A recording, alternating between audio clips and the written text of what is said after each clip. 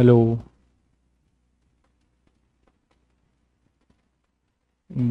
Good evening, good evening.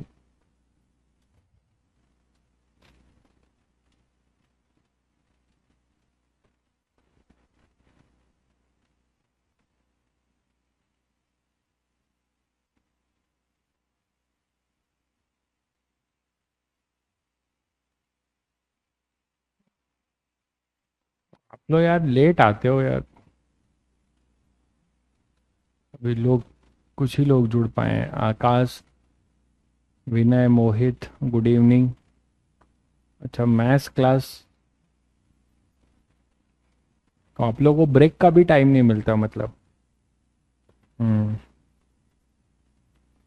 एक class से दूसरे क्लास के बीच में तो थोड़ा सा ब्रेक होना ही चाहिए।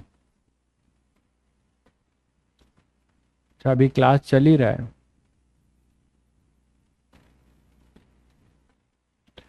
हाँ, ये वाला वीक के बाद लंबा लगने लगता है ना। सैटरडे के बाद तुम लोग मौज कर लेते हो। Sunday, Monday. खैर, अच्छी बात है, ये 2 दिन बहुत सही, आपको अगर जो बच्चा यूटिलाइज करना चाहे वो कर सकता है ना। संडे मंडे 2 दिन को सारी चीज़ें अपना बैकलॉग निपटा सकता है।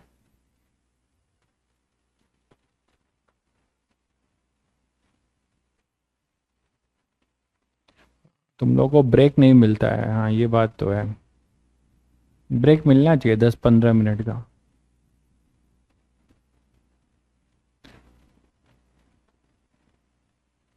चलो, तो इलेक्ट्रो की कहानी शुरू करते हुए उसका जो पड़ोसी है कैपेसिटर, ठीक है, वो शुरू करते हैं। ठीक है, तो जो भी आपने इलेक्ट्रो में पढ़ा है कि काफ़ी चीज़ें यहाँ पे यूज़ होंगी, तो उन चीज़ों का ध्यान रखिएगा। अच्छा, exercise 1 question number 9, exercise 2 question number 14। ये डीपीपी की बात कर रहे हैं? कौन से डीपीपी की बात कर रहे हैं? मुझे एक बार बता दीजिए कौन से डीपीपी का है ये, तो मैं डिस्कस कर दूंगा आपको। हालांकि अभी तो सुनते हैं कि उसका वीडियो सॉल्यूशन भी आपको मिल रहा है। अच्छा, शीट का, ओके। शीट का क्वेश्चन नंबर 1, क्वेश्चन एक्सरसाइज 1 का क्वेश्चन नंबर 9 एंड 14 कहीं लिखना पड़ेगा। चलिए, ठीक है। क्वेश्चन नंबर 1 9, शीट की बात कर रहे हैं ना। ठीक है, सीट में डिस्कस कर दूंगा कुछ जो अच्छे क्वेश्चंस मुझे लगेंगे, डोंट वरी। क्योंकि सीट का सॉल्यूशन नहीं होगा तो मैं सीट डिस्कस कर दूंगा। तो क्वेश्चंस हो रहे हैं, आप लोगों ने सीट भी शुरू कर दिए, बहुत अच्छी बात है। एटलीस्ट उसके ऑब्जेक्टिव क्वेश्चन कर लीजिएगा। बहुत कुछ नहीं करना चाह रहे हैं तो मत करिएगा, टाइम नहीं है तो एटलीस्ट उसके ऑब्जेक्टिव क्वेश्चन कर लीजिएगा।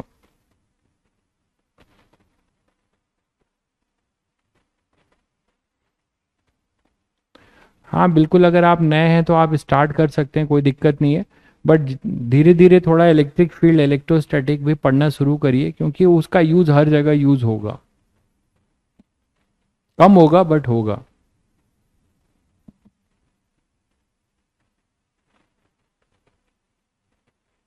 क्लियर है? HW के लिए क्वेश्चन दिया था। कौन सा क्वेश्चन मुझे नहीं याद है।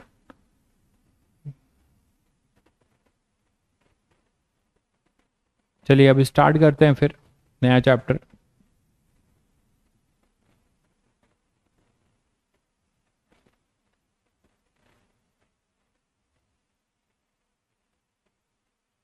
ठीक है भाई, देख लिया एक्सरसाइज 1 का क्वेश्चन नंबर 9 और एक्सरसाइज 2 का 14। ठीक है।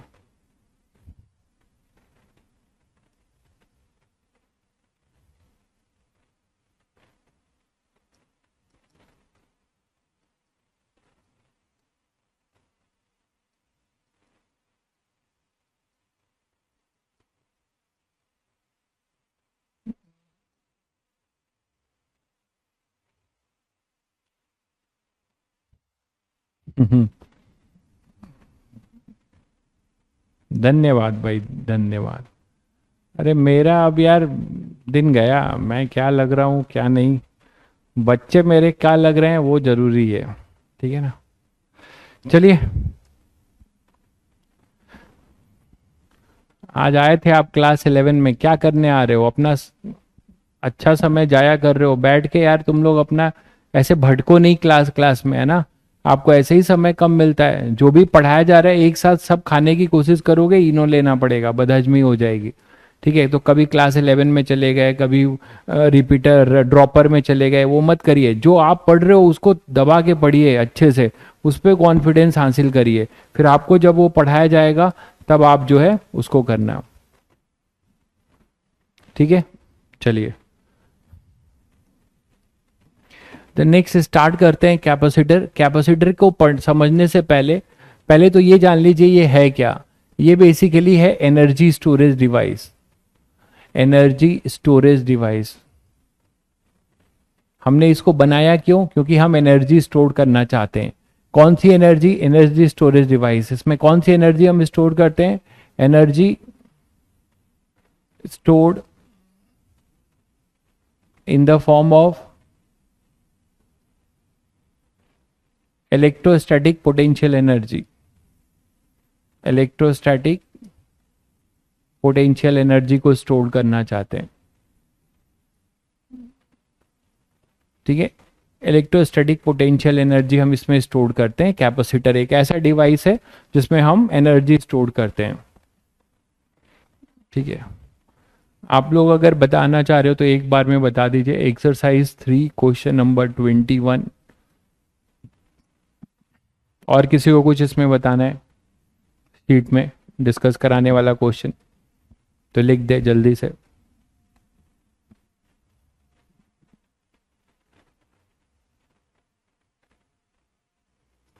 एक्सरसाइज 5 ऑल, बहुत बढ़िया। एक्सरसाइज मतलब किए नहीं होगे बस। ठीक है, एक्सरसाइज एक्सरसाइज 5 ऑल। एक्सरसाइज 5 मुझे पता है, वो मुझे ही डिस्कस करना पड़ेगा। ठीक है, तो वो आपको जरूरी नहीं है, आप इंटरेस्ट है आपका, आप कर सकते हैं, छोड़ सकते हैं। वो पर्टिकुलरली उन्हीं के लिए जो बहुत एडवांस के लिए फोकस है, नहीं तो छोड़ सकते हैं उसको। ठीक है, एक्सरसाइज 5। ठीक है, मैं टाइम निकाल के एक्सरसाइज 5 कर दूंगा। मे भी अगर एक्स्ट्रा क्लास लेना पड़े तो एक्स्ट्रा क्लास लेके करूंगा। ठीक है, मुझे नहीं पता क्या है, मैं आपको डिस्कस कर लूंगा। एक्सरसाइज 5। ठीक है, 7 क्या है? एक्सरसाइज 7 भी है क्या यार? एक्सरसाइज 7 भी है क्या? ये 7-2 क्या लिख रहे हो? एक्सरसाइज 7 भी है क्या उसमें?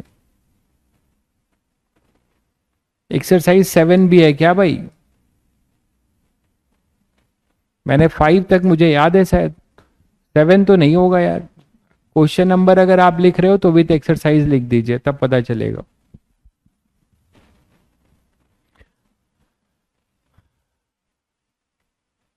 प्रोफिशिएंसी टेस्ट का क्या मतलब है वो तुम गूगल करके सोचना क्या मतलब है। तुम्हें प्रोफिशिएंसी टेस्ट का मतलब नहीं पता भाई। अपनी काबिलियत परखो, अपनी काबिलियत परखने का टेस्ट है। Energy stored in the form of electrostatic potential energy. तो ये कैपेसिटर की बेसिक इंट्रोडक्शन है। अब आप एक चीज सुनो कि तुमने ये चीज समझ लिया, आप चलो अब यहां ध्यान दो। ठीक है, यहां ध्यान दो अब। ठीक है, दीपक बाबू यहां भी हैं, एक दीपक बाबू 11th में भी थे, आप ही तो नहीं थे। तो यहां पे एनर्जी जो है आपके पास क्या था कि कैपेसिटर, कैपेसिटर जो है एनर्जी स्टोरेज डिवाइस है। तो आप सबको पता है यार कि कोई चीज स्टोर करने की कोई यूनिट होती है, मानते हो कि नहीं? जैसे कि आपका जो है कोई सिलेंडर है, तो सिलेंडर जो है ऑब्वियसली कुछ लिक्विड स्टोर कर रहा है, तो आप उसको लीटर में बताते हो कि भाई इतने लीटर का सिलेंडर है, इतना स्टोर कर रहा है। ठीक है, तो अब आप क्या कर सकते हो कि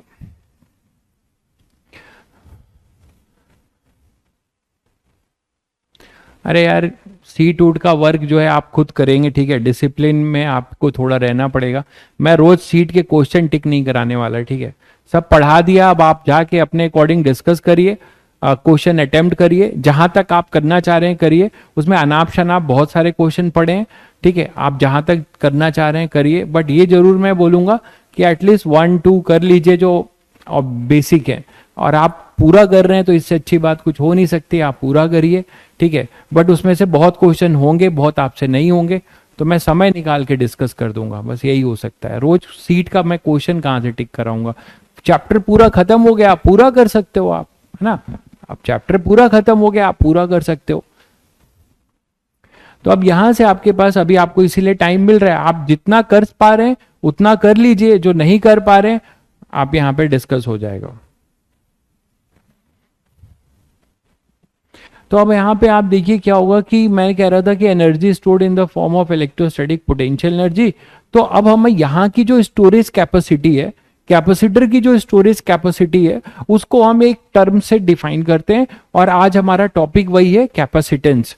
ठीक है, तो एनर्जी स्टोरेज जो डिवाइस है अपना कैपेसिटर, उसकी जो स्टोरेज क्षमता है, ऐसा समझो कि जो अपना स्टोरेज क्षमता है, वो स्टोरेज क्षमता जो है अपना क्या है, कैपेसिटेंस है।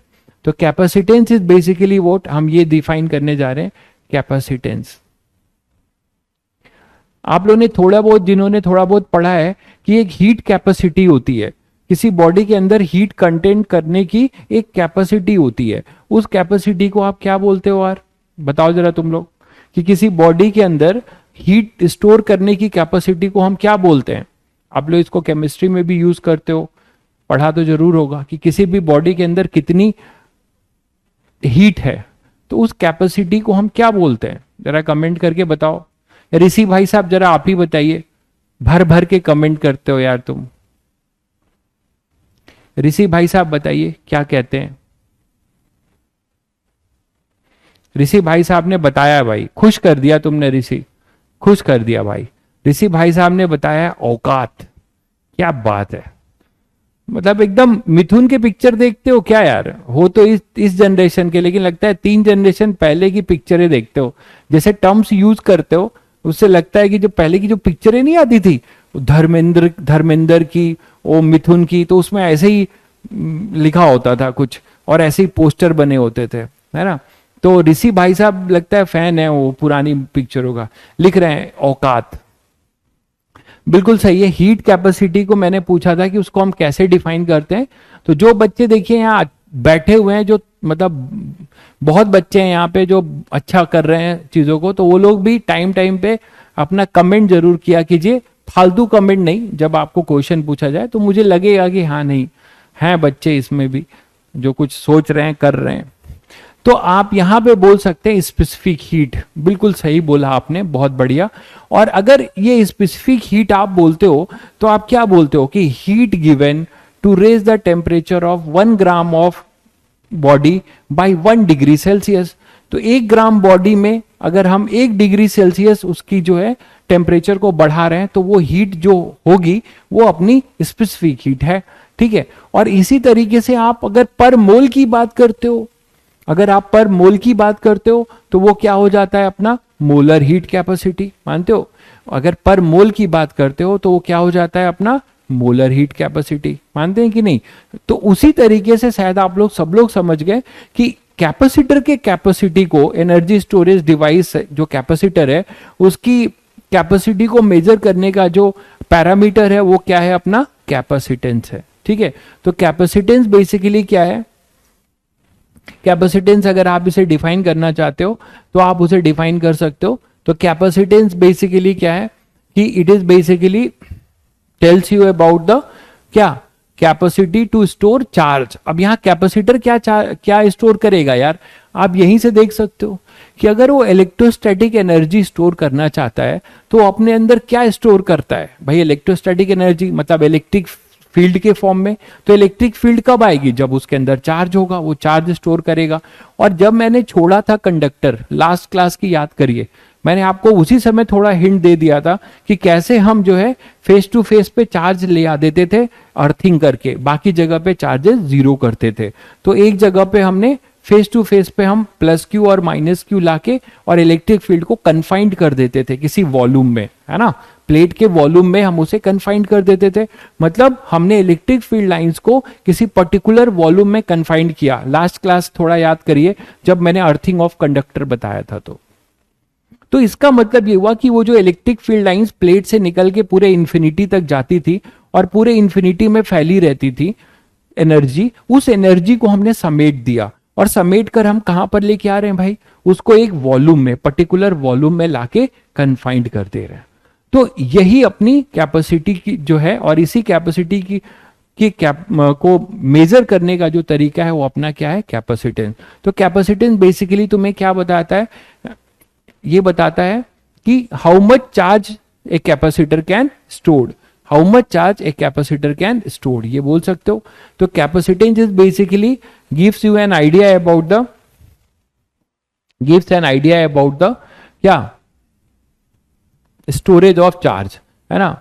तो कैपेसिटेंस को समझने से पहले मैं कैपेसिटर की नहीं, पहले मैं कैपेसिटेंस जो बता रहा हूं, कैपेसिटेंस जरूरी नहीं है कि केवल कैपेसिटर का होता है, कैपेसिटेंस किसी का भी हो सकता है जिसके पास चार्ज है, ठीक है। तो कैपेसिटेंस आप बोल सकते हो Q जो होगा चार्ज, वो हमेशा डायरेक्टली प्रोपोर्शनल टू पोटेंशियल होगा। तो यहां पे एक प्रोपोर्शनैलिटी कांस्टेंट आएगा C इंटू वी, इसका स्टैंडर्ड नोटेशन है, ये ध्यान रखना। तो Q equal to C V, तो ये जो प्रोपोर्शनैलिटी कांस्टेंट है, ये प्रोपोर्शनैलिटी कांस्टेंट जो C है, यही अपना क्या बोला जाता है, कैपेसिटेंस, ठीक है। तो यहां पे इसे आप बोलते हैं कैपेसिटेंस। ये किसी भी कैपेसिटर का भी हो सकता है या जिस बॉडी के पास चार्ज है उसका कैपेसिटेंस हो सकता है, ठीक है। तो कैपेसिटेंस, इसी को हम कैपेसिटेंस कहते हैं। तो बेसिकली कैपेसिटेंस आप बोल सकते हो, it is basically the ratio between the charge and it's potential. हाँ बिल्कुल सही कह रहे हैं, एक भाई साहब ने बिल्कुल सही पकड़ा है कि जो फैन है, फैन में आपने देखा होगा सिलेंड्रिकल कैपेसिटर लगा होता है जिसको हम कंडेंसर बोलते हैं। पंखा धीरे हो जाता है तो आप बोलते हो कि कंडेंसर इसका थोड़ा वीक हो गया है, तो आप कंडेंसर जो है बदल देते हो, तो पंखा फिर जो है अपनी रफ्तार में चलने लगता है। तो बिल्कुल आप सही कह रहे हैं कि वो जो फैन के ऊपर जो लगा होता है, आपने देखा होगा सिलेंड्रिकल, वो भी एक कैपेसिटर है। उसको अगर अपने हाथों से ले आके दोनों तार को अगर टच कराओगे तो आपको स्पार्क मिलेगा, मतलब उस सिलेंडर के अंदर चार्ज स्टोरेज होता है। बिल्कुल सही कह रहे हैं आप। तो कैपेसिटेंस आपके पास ये है। तो it is basically the ratio of charge upon its potential, charge upon potential. अब आप यहां से जो है यहां से अगर आप जो है बोल सकते हो कि जो ये कैपेसिटेंस है, इसकी यूनिट तो बता ही सकते हो तुम लोग खुशी खुशी, क्या होगी। चार्ज की यूनिट होती है कूलम और इसका होता है वोल्ट। तो कूलम पर वोल्ट आप बोल सकते हो ना, कूलम पर वोल्ट, ये इसकी यूनिट बोल सकते हो, किसकी, कैपेसिटेंस की।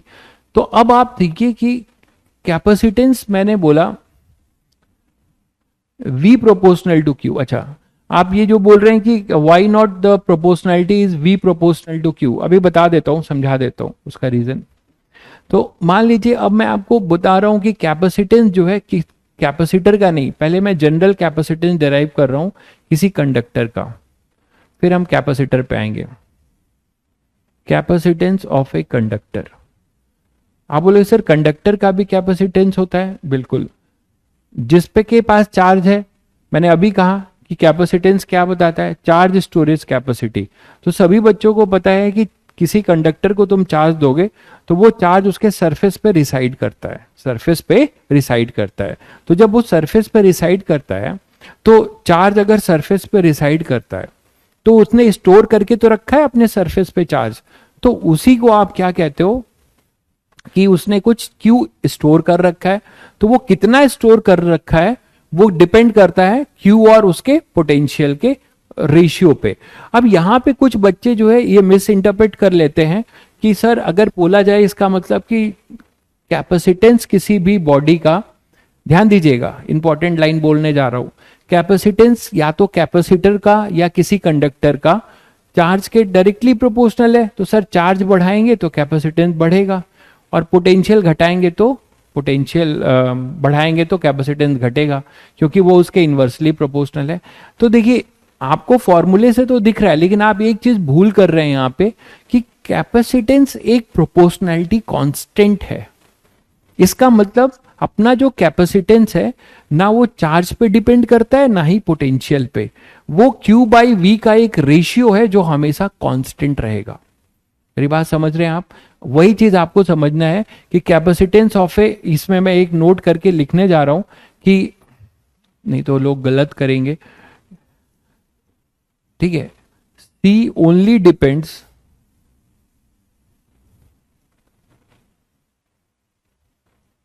On medium and geometrical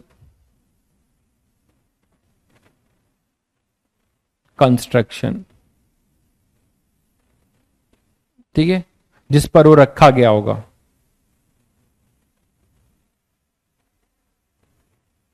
geometrical construction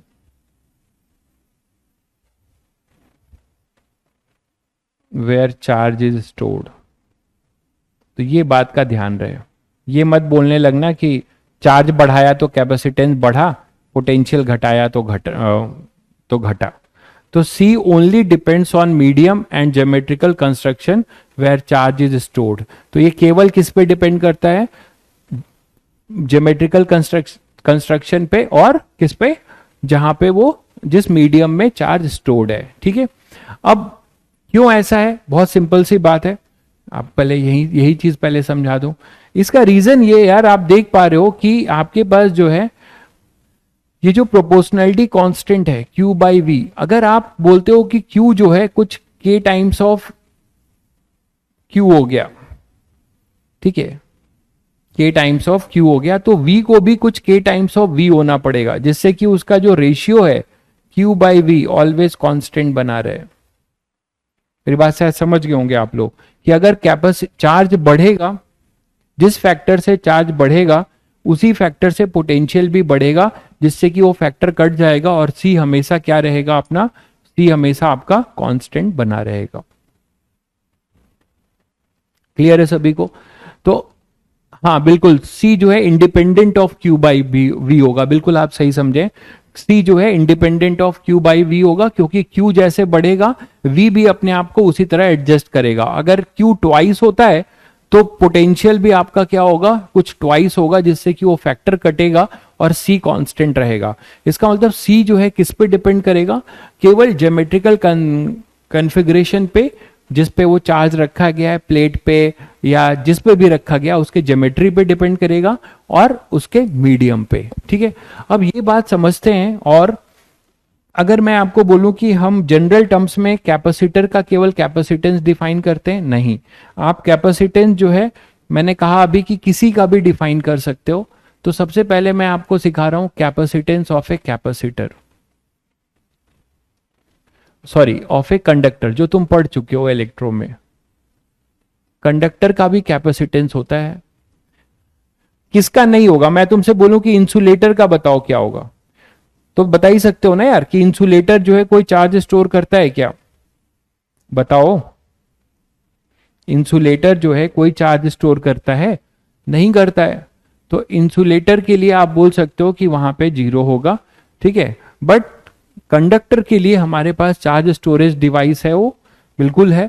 जैसे कि मैं आपको एक एग्जांपल दूं, मान लीजिए कोई भी एक कंडक्टर ले लो, कोई भी ऑर्बिट कंडक्टर ले लो, कैसा भी,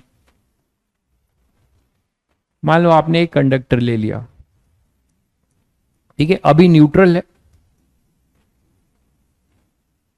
धीरे धीरे आपने इस पे चार्ज देना शुरू किया, इसको चार्जिंग शुरू करी, चार्ज प्रोवाइड कर रहे हो आप कहीं से, तो वो चार्ज आपको पता है वो क्या होगा, ये सब डिस्ट्रीब्यूशन बताया जा चुका है आपको कि धीरे धीरे अगर आप चार्ज दे रहे हो, है ना, इसकी चार्जिंग हो रही है, चार्ज दे रहे हो आप, तो क्या होगा? आप यहां पे चार्ज जो है डिस्ट्रीब्यूशन शुरू होगा, और आपको पता है कि जहां पे sigma inversely proportional to R, याद है सभी को। तो जैसे जैसे आपका आर रेडियस ऑफ कर्वेचर कम होगा, वहां पे जो है चार्ज डिस्ट्रीब्यूशन कम होगा, जहां पे पॉइंटेड होगा वहां चार्ज डेंसिटी ज्यादा होगा। तो चार्ज यहां पर मान लो Q आ गया। तो यार जब Q चार्ज आ गया, तो ये चार्ज मैंने कहा था कंडक्टर में कि ये चार्ज जो है डिस्ट्रीब्यूट करता है सरफेस पे। क्यों करता है सरफेस पे डिस्ट्रीब्यूट, जरा बताओ आप लोग। जो हमने चार्ज दिया वो एक जगह नहीं रहता, वो सरफेस पे अपने आप को रीडिस्ट्रीब्यूट करता है, जिससे कि sigma inversely proportional to 1/r हो। तो क्यों करता है ऐसा, बताइए आप लोग, ऐसा क्यों करता है? कोई बताओ कमेंट लिख के।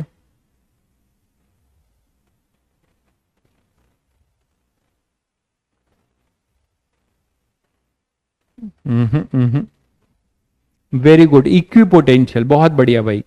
अनीशा बहुत बढ़िया, equipotential, to make the surface to become equipotential, बिल्कुल सही कह रहे हैं। इसका मतलब ये हुआ कि इस पर्टिकुलर चार्ज पे यहाँ पे जो भी सरफेस पे पोटेंशियल होगा, यहाँ पे जो भी सरफेस पे पोटेंशियल होगा वो सब जो है सेम होगा, यही तो बताया था। तो कुछ ना कुछ पोटेंशियल होगा।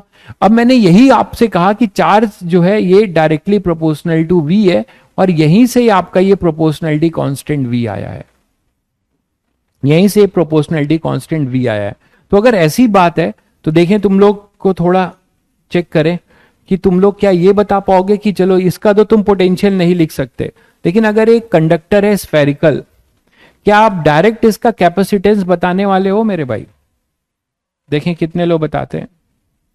अपनी पुरानी लैंग्वेज नॉलेज को यूज करो। यहां पे मैंने चार्ज दिया है Q, तो मैं अगर बोलूं कि इस स्फेरिकल कंडक्टर का कोई बच्चा इस डेफिनेशन को सोचते हुए Q इसका चार्ज है, तो क्या वो इसका C बता सकता है कैपेसिटेंस इस स्फेरिकल कंडक्टर का? जल्दी कमेंट करके बताइए। अभी मैंने जो डेफिनेशन बताया है उसको यूज करते हुए कितने बच्चे बता सकते हैं कैपेसिटेंस क्या होगा इसका, स्फेरिकल कंडक्टर का कैपेसिटेंस?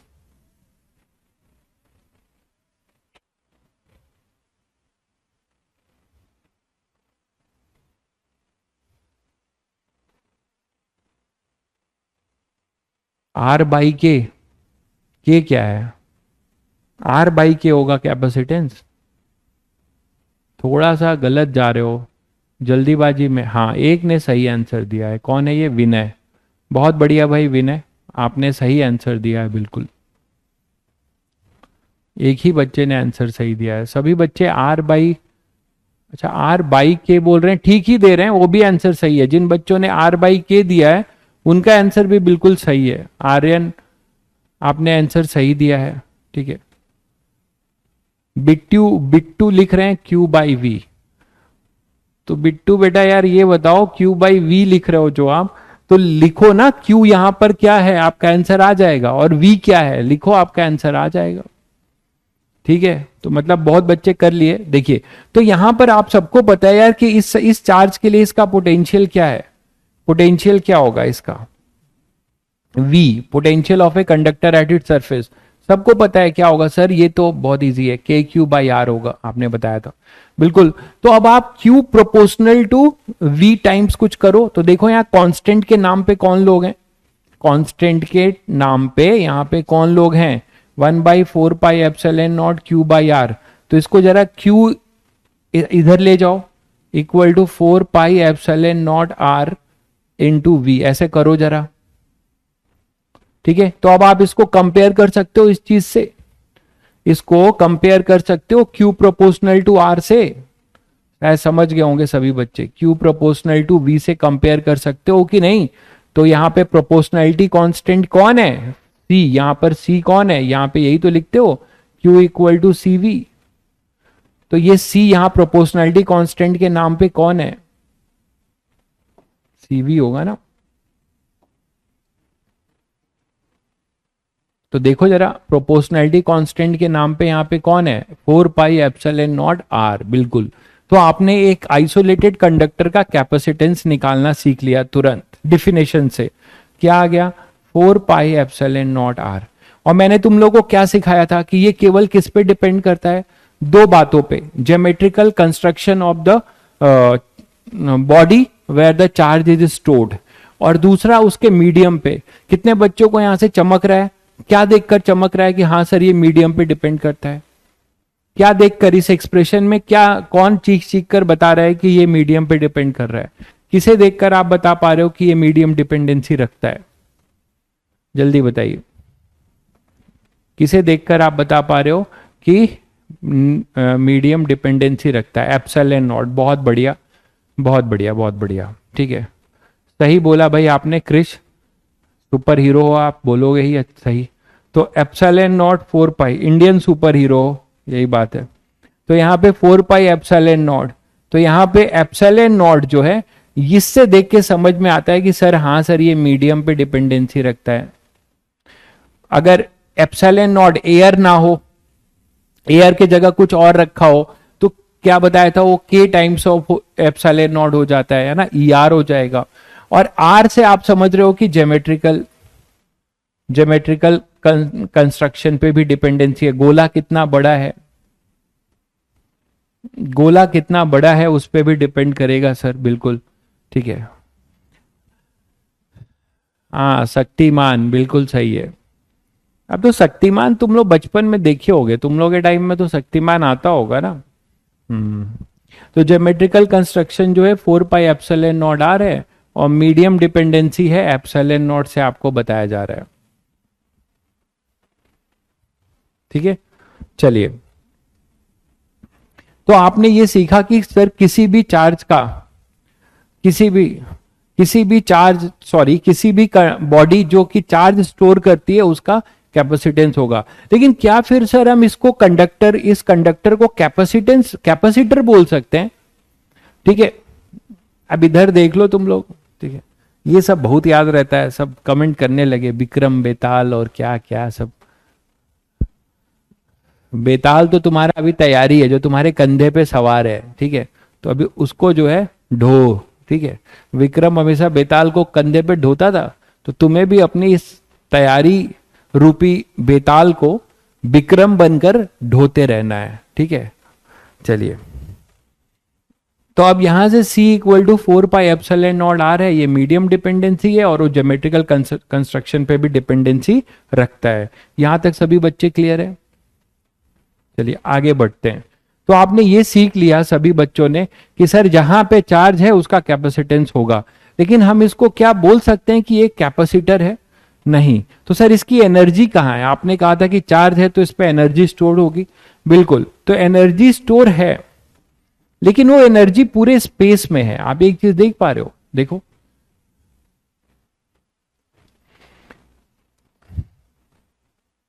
दो गोला क्यों बनाया?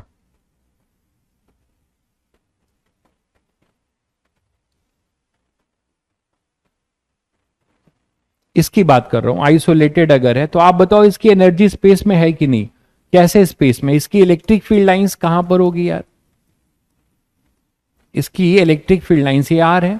तो आप सबको पता है कि बाहर के लिए कैसा बिहेव करता है? पॉइंट चार्ज की तरह। बाहर के लिए कैसा बिहेव करता है? पॉइंट चार्ज के लिए। तो इसकी इलेक्ट्रिक फील्ड लाइंस यहां से निकलेंगी, और आपने बोला था ना कि zero potential, infinity is treated as to be zero potential.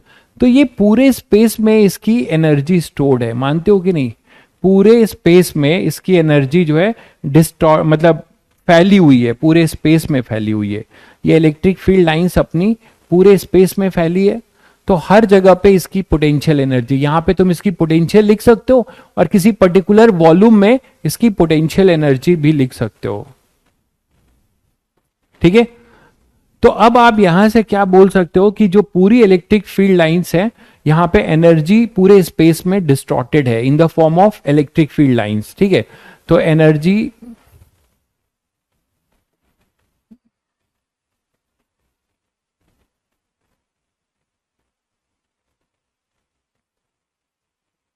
In the space, तो स्पेस में ये डिस्ट्रीब्यूटेड है। लेकिन आप चाहते हो कि इसको तो हमें स्टोर करना है, हमें कुछ एक वॉल्यूम में कन्फाइंड कर देना है। तो इसके लिए मैंने तुम लोग को अर्थिंग का कॉन्सेप्ट सिखाया था, याद करो। मैंने क्या बोला कि इसी को सराउंड कर दोगे अगर आप, इसी को अगर आप किसी, ये जो आपका स्फेयर था, इसी स्फेयर को किसी बड़े स्फेयर के साथ आप सराउंड कर दो।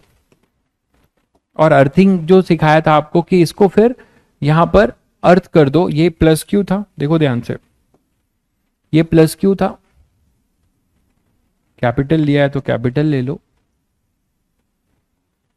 तो आप इसको एक आइसोलेटेड कैपेसिटर बोल सकते हो। आप बोलोगे कि इसका फिर पॉजिटिव प्लेट कहां पर है, इसको आप एक आइसोलेटेड स्फेरिकल कैपेसिटर बोल सकते हो, बस थ्योरेटिकली।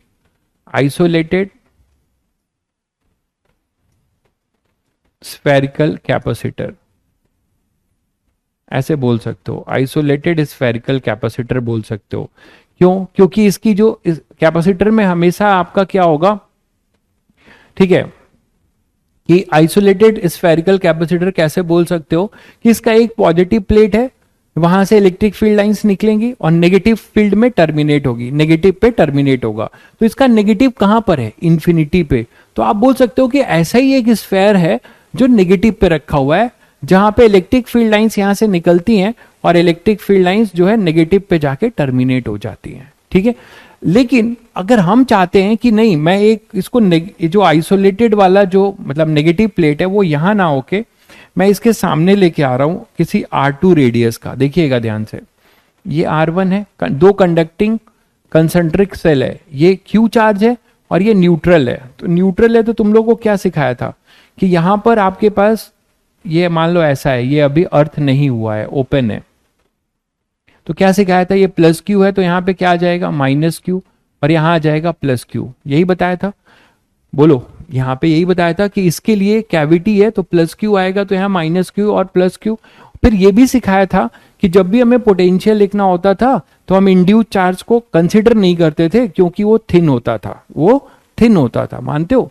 तो अब आप यहां पे क्या बोल सकते हो कि ये एक आइसोलेटेड है, ये आइसोलेटेड है, sorry, when the switch is open तब का है। अगर आप स्विच क्लोज करते हो यार, तो क्या सिखाया था मैंने कि इसका बाहर वाले का पोटेंशियल जीरो होगा। अच्छा, इस समय इसकी इलेक्ट्रिक फील्ड लाइंस कैसे बनाओगे? इस समय इसकी इलेक्ट्रिक फील्ड लाइंस कैसे बनाओगे आप लोग बताओ? इस समय इसकी इलेक्ट्रिक फील्ड लाइंस कैसे बनाओगे? कुछ ऐसे बना सकते हो कि माइनस क्यू वाली फील्ड लाइंस यहां टर्मिनेट होंगी। देखिएगा मैं बना रहा हूं, यहां से इलेक्ट्रिक फील्ड लाइंस कुछ ऑब्वियसली सब रेडियल होता है ना ऐसे, तो कुछ ही बना रहा हूं मैं। यहां से इलेक्ट्रिक फील्ड लाइंस प्लस से निकलेंगी और माइनस में जाके ऐसे टर्मिनेट हो जाएंगे,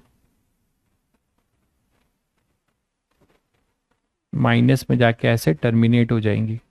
तो ये इसकी इलेक्ट्रिक फील्ड लाइंस है, ये मानते हो कि नहीं? ये इसकी इलेक्ट्रिक फील्ड लाइंस है। और एक फील्ड लाइंस फिर क्या होगी? इधर होगी। अब इसमें किसी बच्चे को ये तो नहीं कंफ्यूजन हो रहा है कि सर इनसाइड तो कंडक्टर के आपने इलेक्ट्रिक फील्ड कैसे दिखा दिया, महापाप कर दिया। अरे मेरे भाई, इस इनसाइड देखो मैंने नहीं दिखाया है, इसके इनसाइड कोई चार्ज नहीं है तो कोई इलेक्ट्रिक फील्ड नहीं है। बट ये जो सरफेस पे है इसके लिए बड़े वाले बाहर वाले के लिए क्यू चार्ज क्या है? एक कैविटी के तरीके से है। तो क्या सिखाया था तुम लोगों को कि कंडक्टर के अंदर अगर कैविटी है और यहां पे कोई प्लस क्यू है तो यहां पे जो भी फील्ड होगा केवल इस चार्ज के वजह से, इंड्यूस और बाहर के लिए नहीं होता है। तो यही प्लस क्यू के वजह से यहां पे फील्ड है। तो ये किसी को डाउट नहीं होना चाहिए कि ये फील्ड मैंने जो यहां दिखाया है इस चार्ज के रहने के वजह से है। सभी को ये क्लियर होगा, रेडियली होगा, ये भी पता है सभी को। तो ये फील्ड लाइंस आपने ऐसे दिखा दी। और फिर यहां से क्या होगा? प्लस क्यू इधर जाएगा, ठीक है? तो प्लस क्यू यहां पे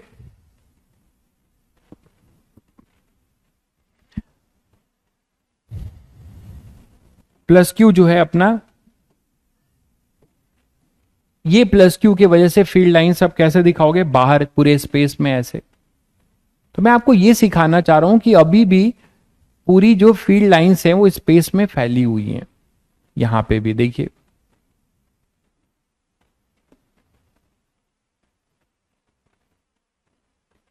अभी भी पूरी एनर्जी पूरे स्पेस में फैली हुई है, मानते हैं कि नहीं?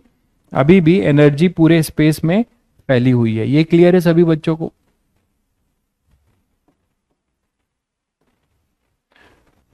तो यहां से आपकी, यहां से सरफेस से भी फील्ड निकलेगी और ऐसे जाएगी। ये क्लियर है सभी को?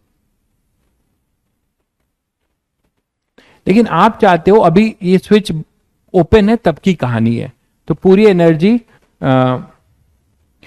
एनर्जी जो है अपनी क्या हो जाएगी? ये पूरे स्पेस में फैल जाएगी। अब अगर आप स्विच को क्लोज कर देते हो तो क्या कहानी होगी वो देखिए। यहां तो जगह नहीं है तो कहीं और बना देते हैं। अगर आप स्विच को इसी को क्लोज कर दे रहे हो, ठीक है, तो क्या हो जाएगा देखिए। जब आप यही अर्थिंग कर दोगे, सभी बच्चों को पता है कि ये केस कराया था मैंने कि जब आप अर्थिंग करोगे तो बाहर के सरफेस का पोटेंशियल को जीरो होना पड़ेगा। उसके लिए चार्ज जीरो हो भी सकता है और नहीं भी, यही बताया था, याद होगा सबको। और जब वो जीरो, ये देखो आपने इसको क्लोज कर दिया,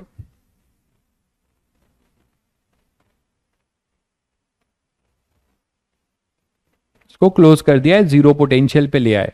ये तो अपना अंदर का प्लस क्यू था और ये माइनस क्यू रह जाएगा और यहां पे जीरो आ जाएगा। आप इसको जानना चाहते हो तो आप क्या कर सकते हो, आप इसको विश्वास, ये कौन है यार, ये क्या अनसन जो है, कौन स्पैमर आ गया है। कुछ भी मत करो प्लीज यार यहाँ पे, ठीक है, डिग्निटी मेंटेन रहने दो, ठीक है। यहाँ पे वो कोई प्लेटफॉर्म नहीं है कि एनीथिंग यू कैन कमेंट और वो सब, प्लीज ये सब मत करिए, ठीक है। यहाँ पे बस पढ़ाई है तो स्टूडेंट हो तो स्टूडेंट जैसा ही कमेंट करो। तो प्लस क्यू और माइनस क्यू और ये 0 वोल्ट है, ठीक है। तो अब यहां से अपने पास क्या हो जाएगा कि प्लस क्यू और ये माइनस क्यू हो जाएगा और ये अपने पास सेल ए था। मैं कह रहा हूं कि जब अर्थ कर दोगे तो ये चार्ज जो है जीरो होगा बाहर के, क्यू यहां पर जीरो होगा। अगर आप नहीं विश्वास करना चाहते हो तो आप यहां पर क्या कर सकते हो, नहीं मैं किसी वो बच्चे,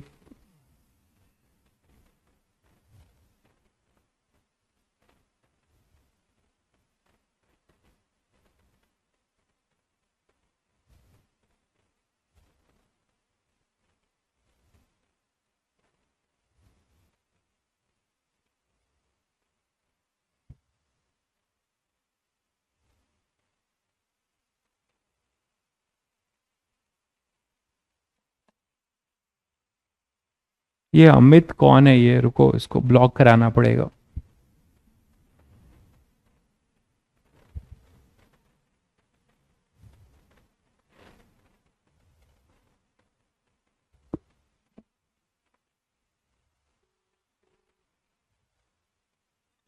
हेलो, ये कोई अमित, कोई कमित करके कोई बच्चा है, वो बहुत वल्गर कमेंट कर रहा है, बहुत ज्यादा वल्गर कमेंट कर रहा है। प्लीज आप उसे ब्लॉक कर दीजिए, देखिए जरा आप।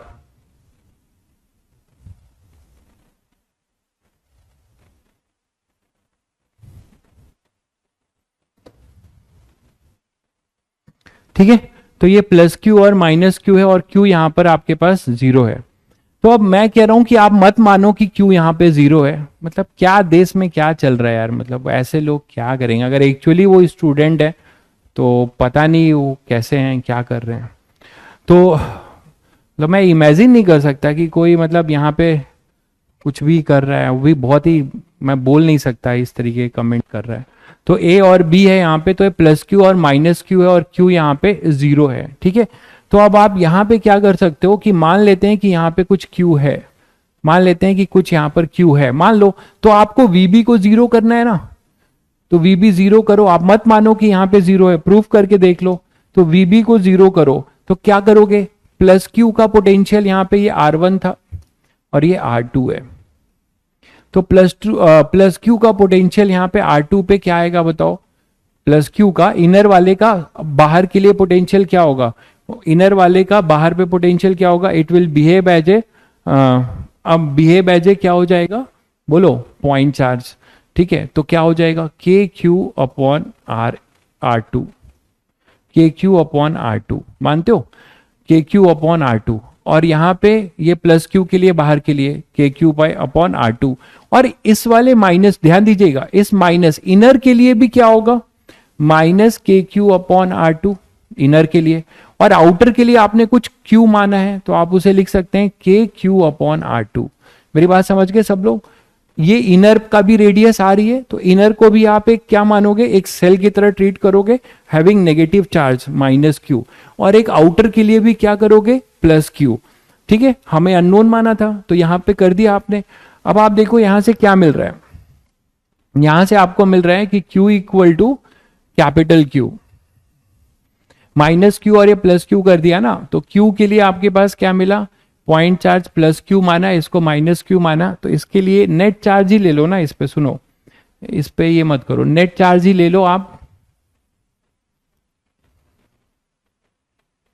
अगर आप ये करना चाह रहे हो तो आप नेट चार्ज ही ले लो, इंड्यूस बाद में देखेंगे, नेट चार्ज ले लो। तो माइनस क्यू, ये नेट चार्ज था, बाहर के लिए आपने बोला प्लस क्यू, तो टोटल चार्ज इस पे कितना हो गया, क्यू माइनस क्यू, मानते हो कि नहीं। तो इसके लिए हो जाएगा K Q one upon R one, ठीक है, और plus Q minus Q upon R two, sorry R two, ये भी आर टू होगा और ये भी आर टू, और ये हो जाएगा अपना 0, ठीक है।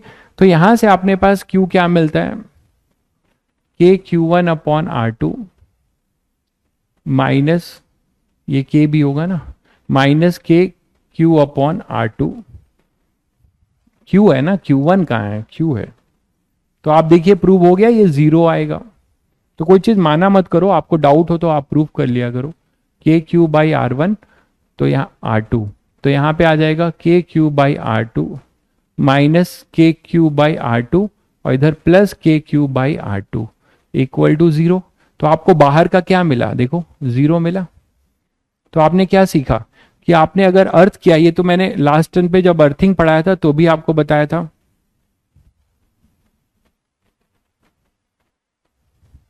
ठीक है। तो अब यहां से Q अपना 0 हो जाएगा, तो Q अपने पास 0 हो गया। तो जब Q 0 हो गया तो आपने ये सीखा कि मैंने जब अर्थ कर दिया तो इलेक्ट्रिक फील्ड लाइंस जो है बाहर के लिए अब नहीं बनी। तो आप देख रहे हैं कि कैसे, मैं आपको अभी तक केवल ये सिखा रहा हूं कि कैपेसिटर फॉर्मेशन कैसे हो रहा है, और कुछ नहीं सिखा रहा हूं। कैपेसिटर आप देखिए कि जब आपने इसको अर्थ कर दिया तो अब इलेक्ट्रिक फील्ड लाइंस, आपने ये यहां पे प्रूफ किया ना कि Q 0 हो जाएगा, मैं यही बना दे रहा हूं, ये आपने प्रूफ किया Q 0 होगा। तो इलेक्ट्रिक फील्ड लाइंस केवल यहां पर ऐसे कन्फाइंड हो जाएंगी, यहां पे नेगेटिव रहेगा ये पूरा, और यहां पॉजिटिव रहेगा, यही है देखो, ठीक है। तो इलेक्ट्रिक फील्ड लाइंस आपकी क्या हो गई, यहां पे कन्फाइंड हो गई इस तरीके से, इलेक्ट्रिक फील्ड लाइंस आपकी यहां पे कन्फाइंड हो गई, मानते हो, ऐसे इस प्लस Q से निकलेंगी और यहां टर्मिनेट होंगी। यहां पे आउटसाइड इलेक्ट्रिक फील्ड नहीं होगी, आउटसाइड आपकी इलेक्ट्रिक फील्ड आपकी क्या हो जाएगी, 0 हो जाएगी, क्योंकि नेट चार्ज भी 0 रहेगा। तो आपने एक बहुत इंटरेस्टिंग चीज सीखा कि पहले जब स्विच क्लोज नहीं था तो हमारी इलेक्ट्रिक फील्ड लाइंस पूरे स्पेस में थी, आपने आउटर वाले को अर्थ कर दिया, आउटर वाले को, इनर वाले को नहीं, आउटर वाले को आपने अर्थ कर दिया। तो आपने क्या देखा कि वो फील्ड लाइंस केवल कितने जोन में कन्फाइंड हो गई, एक हमारे पास बचा इनर शेल, ये पॉजिटिव और ये नेगेटिव। अब ये बना स्फेरिकल कैपेसिटर। तो यहां से आपने सीखा कि ये बना, इसको हम क्या नाम देंगे, ज्योमेट्रिकली स्फेयर है तो स्फेरिकल कैपेसिटर, तो ये बनेगा अपना स्फेरिकल कैपेसिटर। तो अब आपने कैसे कंडक्टर से स्फेयर बनाया, ये है स्फेरिकल कैपेसिटर, ठीक है। तो ये अपना, अभी मैं हेडिंग क्या डालूं, अभी कैपेसिटेंस हेडिंग है, ठीक है, हेडिंग मैंने डाल रखी है, यही चल रहा है, ये जो आपको हेडिंग डाल रखी है देखो, कैपेसिटेंस ऑफ ए कंडक्टर, ये यही चल रहा है पूरा, ठीक है, हेडिंग डाल रखी है। तो स्फेरिकल कैपेसिटर है, ठीक है। तो ये अपना क्या है, स्फेरिकल कैपेसिटर है, क्लियर है। अब बच्चों ये बताओ कि स्फेरिकल कैपेसिटर है तो इसका कैपेसिटेंस तुम लोग निकाल के बताओगे मुझे, उसी कॉन्सेप्ट से जैसे अभी सिखाया है। जल्दी से मुझे इसका कैपेसिटेंस निकाल के बता दो। इसका कैपेसिटर है तो इसने चार्ज स्टोर किया, चार्ज स्टोर किया मतलब इलेक्ट्रिक फील्ड लाइंस के फॉर्म में हमारी एनर्जी केवल इतने वॉल्यूम में कन्फाइंड हो गई। तो जब कन्फाइंड हो गई तो आपको इसका कैपेसिटेंस बताना है। तो कैपेसिटेंस ऑफ स्फेरिकल कैपेसिटर, ये जल्दी से आप लोग बता दो, आप लोग खुद भी अब बता सकते हो, जो कॉन्सेप्ट सिखाया था उससे बताइए। कैपेसिटेंस ऑफ स्फेरिकल कैपेसिटर,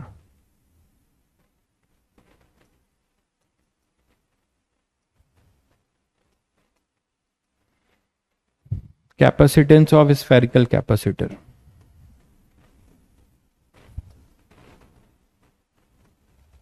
जल्दी से बताओ।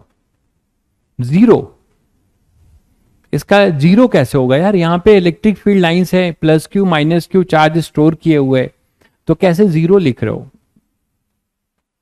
भूल गए अभी कॉन्सेप्ट क्या बताया था। कैपेसिटेंस निकालने का एक ही तरीका बताया था कि आप क्या करो, पोटेंशियल लिखो और पोटेंशियल को फिर Q इक्वल टू CV से कंपेयर करो, तो जो कांस्टेंट आएगा वही कैपेसिटेंस होगा। अब ट्राई मारो सब लोग।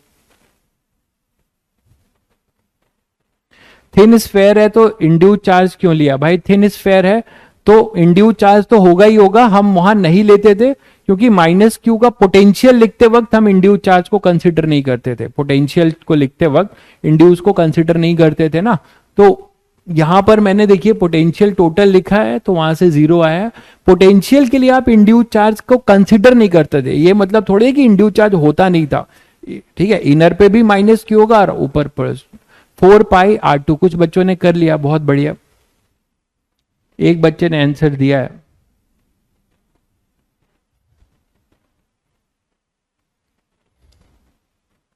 एक बच्चे ने आंसर दिया है। चलिए मैं कर रहा हूं, देख लीजिए। बहुत सिंपल था, आपको पोटेंशियल लिखना आता है कंसेंट्रिक सेल का। अब इसके पास, आपके पास क्या है, एक माइनस क्यू चार्ज है और एक प्लस क्यू चार्ज है, तो इसके सरफेस पे पोटेंशियल लिख दीजिए, पोटेंशियल डिफरेंस लिख दीजिए। तो पोटेंशियल देखिए, अब यहाँ पोटेंशियल डिफरेंस आएगा। आपने ये 0 वोल्ट बोला है तो इसको आप V वोल्ट बोल सकते हैं, अगर इसी को रेफरेंस मानते हैं, ये 0 वोल्ट है तो इसको आप V वोल्ट बोल दीजिए। तो इन दोनों के बीच में पोटेंशियल क्या हो जाएगा, देखिए VA अपना एक तरीके से V वोल्ट है, VA अपना V वोल्ट है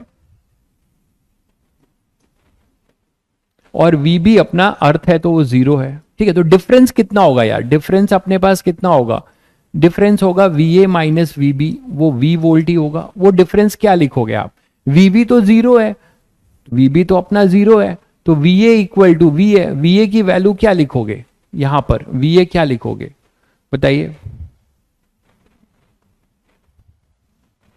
ठीक है।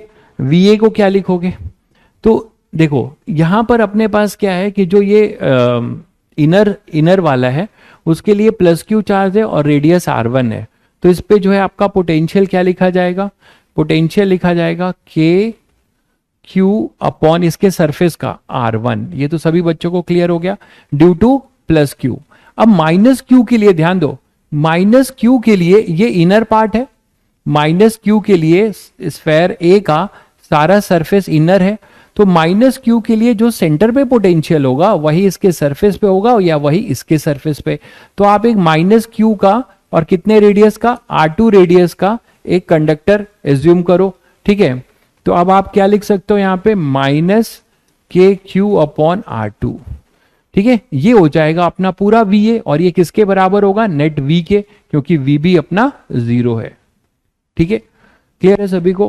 तो अब यहां से क्या आएगा देखो, K Q 1 upon R1 minus 1 upon R2 is equal to V। तो बहुत सिंपल है, Q इक्वल टू CV से कंपेयर करना है तो पहले वो फॉर्म बनाओ। कैसे करोगे, Q इसको इधर ले जाओ तो अपने पास क्या आ जाएगा, 1 बाई के 1 by R1 minus 1 by R2, ऐसे कर लो, और इंटू V। तो अब आप Q इक्वल टू CB का फॉर्म लिख सकते हो। तो ये जो पूरा है, ये जो पूरा है ये एक तरीके से कैपेसिटेंस C होगा, यही तो C होगा Q इक्वल टू CV से। तो कैपेसिटेंस आपको स्फेरिकल कैपेसिटर का कितना मिलता है, जो भी आपने पढ़ा है मैं उसी के तरीके से बता रहा हूं। तो C आ गया अपने पास, 1 बाई के को क्या लिख सकते हैं, 4 पाई एप्सिलॉन नॉट, ऊपर चला जाएगा, इसका एलसीएम लोगे तो R1 R2 upon R2 minus R1। तो this is the capacitance of a spherical capacitor, मानते हो। तो ये आपके लिए एक इंपॉर्टेंट रिजल्ट आया, capacitance of a spherical capacitor, capacitance of a spherical capacitor. तो capacitance of a spherical capacitor आपने लिख दिया। तो this is a important result for you, this is the capacitance of a spherical capacitor. और आपने ये भी सीखा कि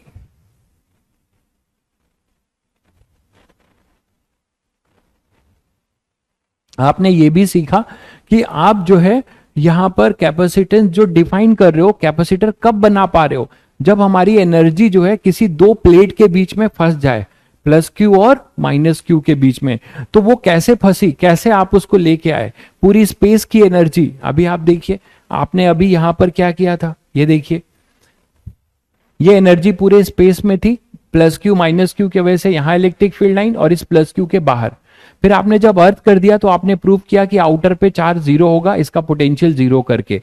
तो आपने ये देखा कि ये पूरी एनर्जी जो है इन दो प्लेट्स के बीच में कन्फाइंड हो गई, ठीक है। तो एक कैपेसिटर में आपने ये सीखा कि एक पॉजिटिव प्लेट होगा और दूसरा नेगेटिव प्लेट होगा, और बाहर वाला प्लेट हमेशा अर्थ होगा।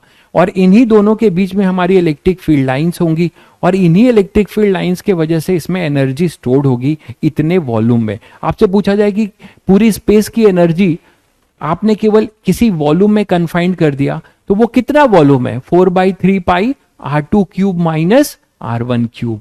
तो आपने केवल इतनी वॉल्यूम में ये पूरी एनर्जी क्या कर दी, कन्फाइंड कर दी। तो आई थिंक सभी बच्चों को क्लियर हो गया होगा कि कैपेसिटर बेसिकली क्या है और कैपेसिटर का रोल क्या है और कैपेसिटेंस हम कैसे निकालना शुरू कर रहे हैं। तो कैपेसिटेंस निकालने का एक जनरल तरीका आपने क्या सीखा कि कभी भी कोई आपको कैपेसिटेंस निकालना है तो आप क्या करोगे, बाहर वाले को अर्थ मानोगे और इनर वाले को प्लस क्यू दे दोगे और आउटर वाले को माइनस क्यू। उसके बाद आप क्या लिखोगे, अगर आप पोटेंशियल डायरेक्ट लिख पा रहे हो, पोटेंशियल डिफरेंस, हालांकि ये पोटेंशियल डिफरेंस होगा लेकिन हमने आउटर को 0 वोल्ट दिया है और इसको तो VA को V दिया है, तो पोटेंशियल डिफरेंस जो आएगा है ना, पोटेंशियल डिफरेंस जो V आएगा वो VA के बराबर ही होगा। ठीक है, तो पोटेंशियल डिफरेंस जो आएगा VA माइनस VB वो किसके बराबर होगा, V के बराबर होगा। तो वो मैंने लिख दिया। ठीक है, चलिए तो आगे देखते हैं। आपने स्फेरिकल कैपेसिटर का कैपेसिटेंस निकालना सीख लिया। अब हम सीखते हैं कि इसका और भी कोई अप्रोच है क्या सर। बिल्कुल है, आप उस अप्रोच को भी देखिए, another approach.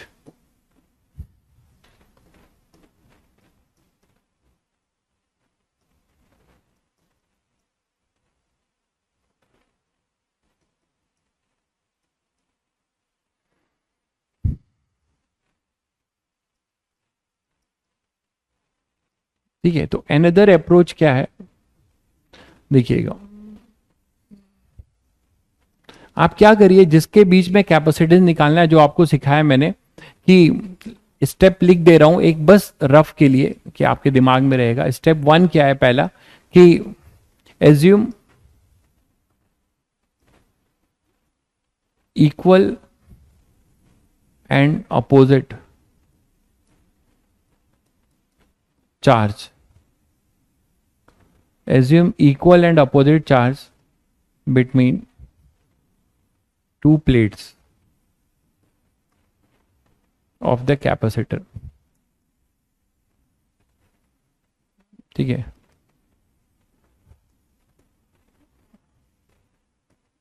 Earth the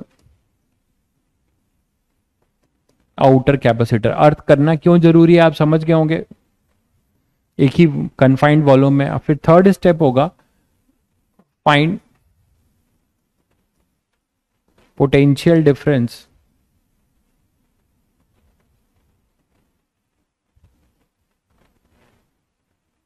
between two plates, find potential difference between two plates. ठीक है, और वो पोटेंशियल डिफरेंस आप निकालोगे किससे, उसी फॉर्मूले से, dV equal to minus E dot D R वाला। याद आ रहा है सभी को। ठीक है, इससे आप जो है पोटेंशियल डिफरेंस निकाल लोगे प्लेट का और फिर बाद में कंपेयर द रिजल्ट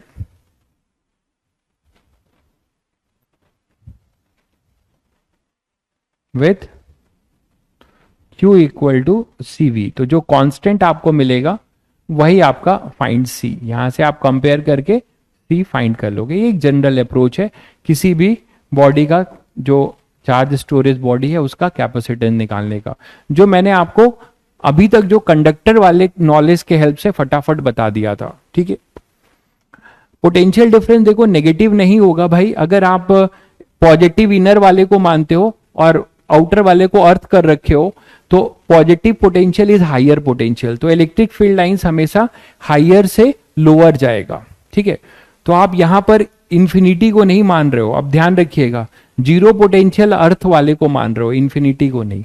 तो बाहर वाले को अर्थ किया है तो बाहर वाला जीरो है, अंदर वाला का कुछ पॉजिटिव पोटेंशियल होगा हमेशा, क्योंकि आप अंदर वाले को पॉजिटिव मानोगे और बाहर वाले को नेगेटिव, तो हमेशा पोटेंशियल कुछ आएगा। अब इस फॉर्मूले से जो अभी आपने डायरेक्ट कर लिया था रिजल्ट से, इसको आप डेराइव कर सकते हो दूसरे मेथड से। दूसरा मेथड देखिए क्या है, आपने मान लीजिए ये था आपका,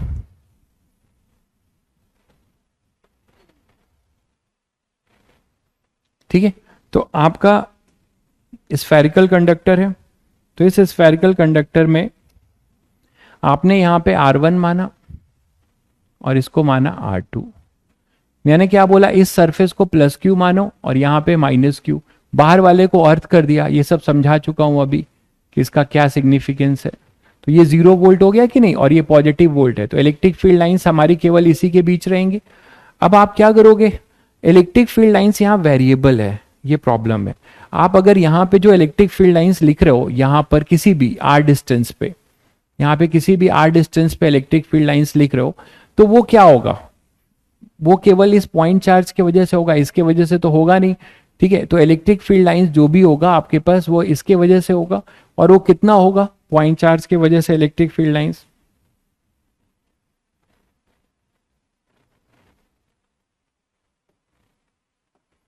बताइए, पॉइंट चार्ज, आप इसमें क्या करो, आपको एक सेल कट करना पड़ेगा, क्योंकि यहाँ इंटीग्रेट करना पड़ेगा, पोटेंशियल वेरिएबल है। आपको इसमें क्या करना पड़ेगा कि किसी आर डिस्टेंस पे जाके, ये है अपना आर डिस्टेंस पे जाके किसी डी आर थिकनेस का एक शेल कट करना होगा। देखिएगा,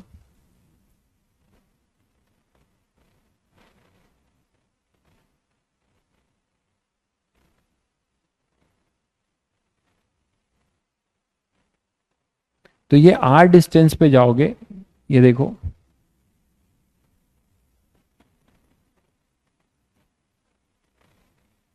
ठीक है। तो इस आर पे गए आप, और आर डिस्टेंस पे देखिए, माइनस क्यू के लिए तो ये पॉइंट इनर का होगा ना, ये शायद सभी बच्चे समझ रहे होंगे कि इस माइनस क्यू के लिए, इस इनर सेल के लिए ये पॉइंट जो आर होगा, जो मैं यहां से ले रहा हूं, इसके लिए फील्ड यहां पर 0 होगी। जो भी फील्ड होगी इस प्लस क्यू की वजह से होगी। ये सब लोग समझ गए, ठीक है। सभी लोग समझ गए कि इस माइनस क्यू के लिए जो आर रेडियस का जो पॉइंट है वो इनसाइड पॉइंट है, तो उसके लिए तो फील्ड 0 होगा। जो भी फील्ड होगा इस प्लस क्यू की वजह से होगा, और प्लस क्यू के लिए वो बाहर का पॉइंट है, तो वो कैसा बिहेव करेगा, वो एक पॉइंट चार्ज की तरह बिहेव करेगा। तो यहां पे इलेक्ट्रिक फील्ड लाइंस ऐसी होगी, उसकी ई एट आर कितना लिखोगे, के क्यू अपॉन आर स्क्वायर लिखोगे। तो मैं आपसे वही कह रहा था कि जब आप R1 से R2 तक जाओगे, जब आप R1 से R2 तक जाओगे, तो हर समय रेडियल डिस्टेंस R आपका क्या हो रहा होगा, चेंज हो रहा होगा। तो जब रेडियल डिस्टेंस R आपका चेंज हो रहा होगा, तो आप बोल सकते हो ये माइनस क्यू था, तो इसके लिए यहां पर फील्ड जो है 0 होगी, माइनस क्यू के वजह से इस R डिस्टेंस पे। जो भी होगा वो प्लस क्यू के वजह से होगा। तो अब आप यहां पे किसी भी डिस्टेंस पे ई एट आर क्या लिखोगे, के क्यू अपॉन आर स्क्वायर। आपने इलेक्ट्रिक फील्ड लिख लिया। जब तक आप ये इलेक्ट्रिक फील्ड नहीं लिखोगे तब तक आप डीवी का फंक्शन नहीं बना सकते ना।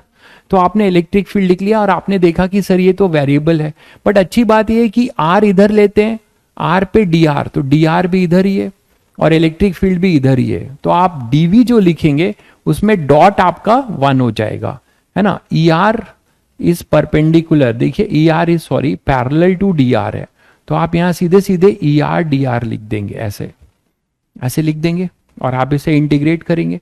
सारे मेथड्स को आपको जानना चाहिए, कब कौन सा मेथड जरूरी पड़ जाए किसी को नहीं पता, इसलिए मैं आपको हर हर टाइप के डायमेंशंस बताता हूं। तो यहां पर आप आ जाओ, जब आप आर आपका R1 था, अब यहां पे पहले ई आर की वैल्यू डाल दो। ई आर की वैल्यू होगी के क्यू बाहर ले लो, ठीक है, और D R upon R square ये होगा, D R upon R square. अब आप यहां आर इक्वल टू जनरल जो आर है, ये जब यहां पर है R1 है, तो उस समय R1 है, तो उस समय पोटेंशियल कितना था सेल का, तो उस समय पोटेंशियल आपने यहां V माना है, VA, ये ए सेल है और ये बी सेल है। बी का पोटेंशियल तो आपने 0 किया है, अर्थ किया है, और VA कितना है यार, VA को आप V मान लो, तो ये हो जाएगा R1 पे पोटेंशियल कितना होगा V, और यहां पर R2 पे जब R2 हो जाएगा, जब R अपना R2 हो जाएगा तो ये कितना आ जाएगा 0। समझ गए। तो ये पोटेंशियल डिफरेंस निकाल रहे हैं भाई, सब लोग समझ रहे हैं ना, ये पोटेंशियल डिफरेंस निकाल रहे हैं। वो अलग बात है कि अर्थिंग की वजह से आउटर का हमने क्या लिया है 0, तो ये 0 माइनस V, ये तो क्लियर है, equal to minus K Q, इसको आप इंटीग्रेट करोगे तो -1/r आएगा, R1 से R2, तो ये माइनस और ये माइनस कैंसिल हुआ, तो V क्या आ जाएगा के क्यू, और ये 1/r1 माइनस 1/r2। देखिए वही चीज आई जो आपने एक लाइन में लिख दिया था पोटेंशियल वाले कॉन्सेप्ट से। अब इसी को जब आप एडजस्ट करोगे तो वही चीज तो आ जाएगी, Q is equal to 1/k 1/r1 minus 1/r2 into V, यही तो आ जाएगा, है ना। और यहां से आपको फिर Q इक्वल टू CV करोगे तो C आपको वही मिल जाएगा, 4πε0 R1 R2 upon R2 minus R1। तो शायद सभी बच्चों को ये क्लियर हो गया होगा कि आप इस मेथड से भी, जनरल मेथड है ये, ठीक है, आप जनरल मेथड है ये, इससे भी आप किसी भी बॉडी का इस अप्रोच से कैपेसिटेंस निकाल सकते हो।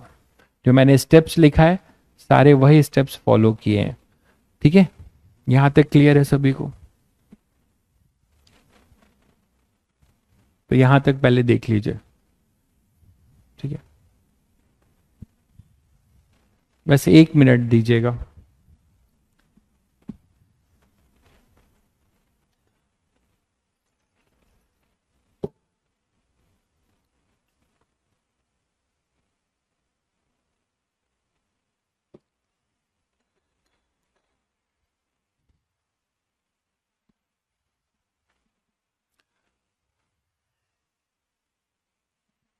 ठीक है, तो हम लोगों ने, देखिए मैंने 2 अप्रोच क्यों बताया, इसलिए बताया क्योंकि आपने स्फेरिकल कैपेसिटर का पोटेंशियल, स्फेरिकल कैपेसिटर का पोटेंशियल लिखना आता है तुम्हें, तो तुमने फटाफट कर लिया, ठीक है। तो आप जो है पोटेंशियल डिफरेंस आपने निकाल लिया। लेकिन यार ये एक चीज बताओ कि मैं कुछ ऐसी डिवाइस का पूछ लूं जिसका पोटेंशियल डिफरेंस तुम्हें लिखना इतना आसान नहीं है ना, कोई जनरल, तो उसके लिए तुम्हें यही अप्रोच अप्लाई करना होगा। शायद समझ गए आप लोग, ठीक है। तो चलिए, अगर हमें अब ये पता है तो आई थिंक सभी बच्चे अब कैपेबल हैं कि पैरेलल प्लेट का कैपेसिटेंस निकालने के लिए। क्या सभी लोग रेडी हैं? देखिए, पैरेलल प्लेट का कैपेसिटेंस निकालने के लिए क्या सभी बच्चे रेडी हैं? और शायद बहुत बच्चे अब अपने आप ही बताने वाले हैं कि सर पैरेलल प्लेट भी तो हम लोग कर लेंगे। पैरेलल प्लेट कैपेसिटर, इसका नाम पैरेलल प्लेट कैपेसिटर क्यों पड़ा? मैं पहले हेडिंग लिख दूं, capacitance of A parallel plate capacitor.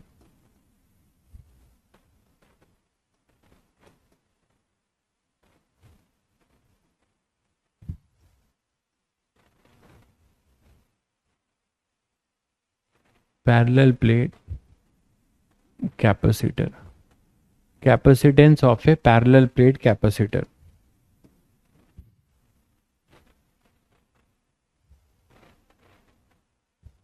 ठीक है, capacitance of A parallel plate capacitor क्या है? देखो, पैरेलल प्लेट कैपेसिटर का कैपेसिटेंस, तो आप सीधे सीधे क्या बोल सकते हो कि हमारे पास एक प्लेट होगा, ये तुमने कर रखा है, अब मैं इसको दोबारा नहीं बता रहा हूं। अर्थिंग के टाइम याद करो सब लोग, सभी बच्चे, कि यहां पे एक स्विच लगाया था मैंने, कहानी ये शुरू हुई थी, जो इलेक्ट्रो से खत्म हुई थी वहीं से शुरू हो रही पैरेलल प्लेट की।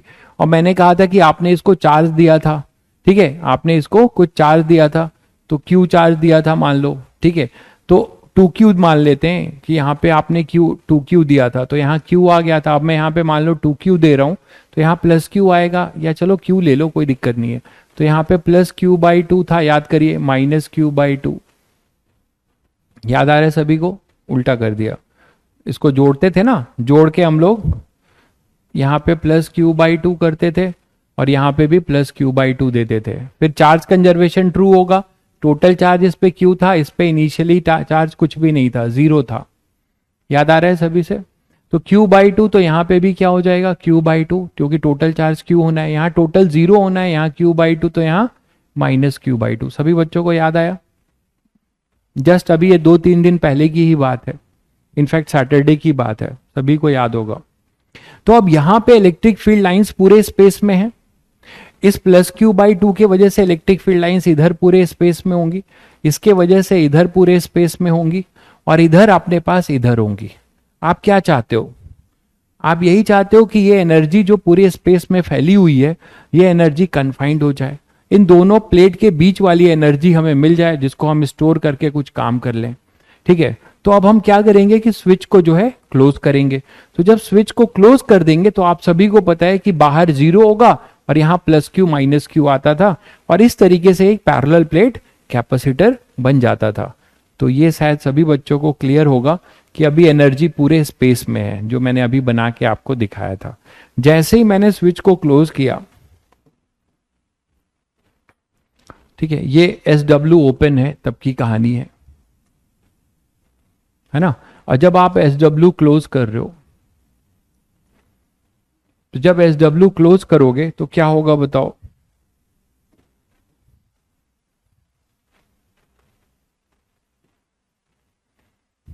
जैसे ही क्लोज करोगे, यहां की कहानी सभी बच्चों को समझ में पहले से आ चुका है कि यहां पे सर जैसे ही क्लोज करेंगे, आउटर सरफेस पे चार्ज बताया गया था कि यहां जीरो होना है, यहां जीरो, और इस पे टोटल चार्ज कंजर्व होना है। तो यहां पे जीरो हो गया तो टोटल तो क्यू ही रहना है, तो यहां क्यू आएगा सर, ये क्यू आएगा तो ये माइनस क्यू हो जाएगा।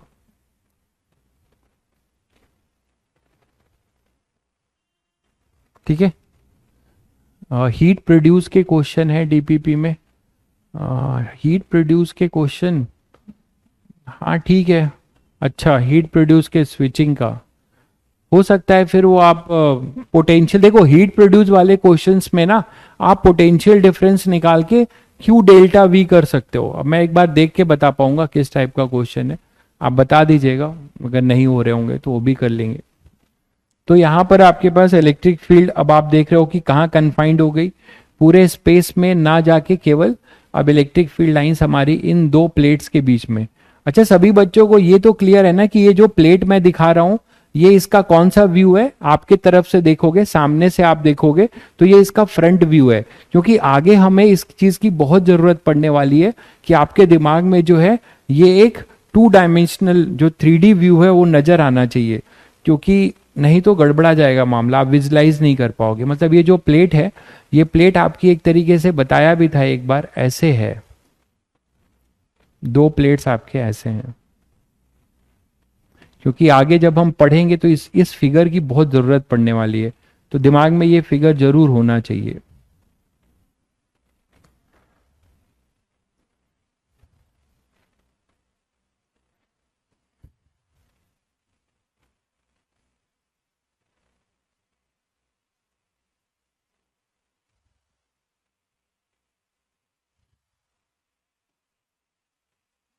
ये अर्थ था, यहां पे अपने पास ये नेगेटिव चार्ज था,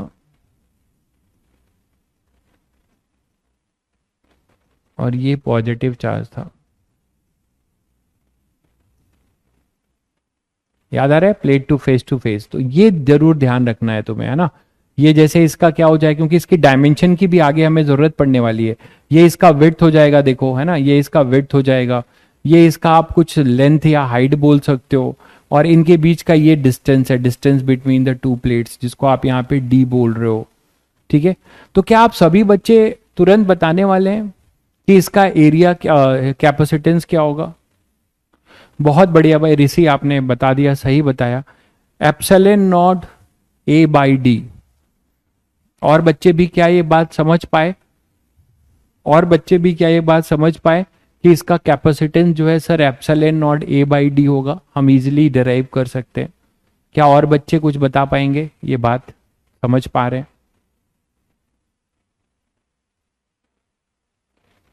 क्या और बच्चे ये बात समझ पा रहे हैं क्या, कैसे आया ये एरिया एप्सिलॉन नॉट कैपेसिटेंस इसका? बहुत आसान है सर, यहाँ तो हमें इंटीग्रेट करने की भी जरूरत नहीं है, बिल्कुल सही बात है, क्योंकि ये इलेक्ट्रिक फील्ड डिस्टेंस डिपेंडेंट है ही नहीं।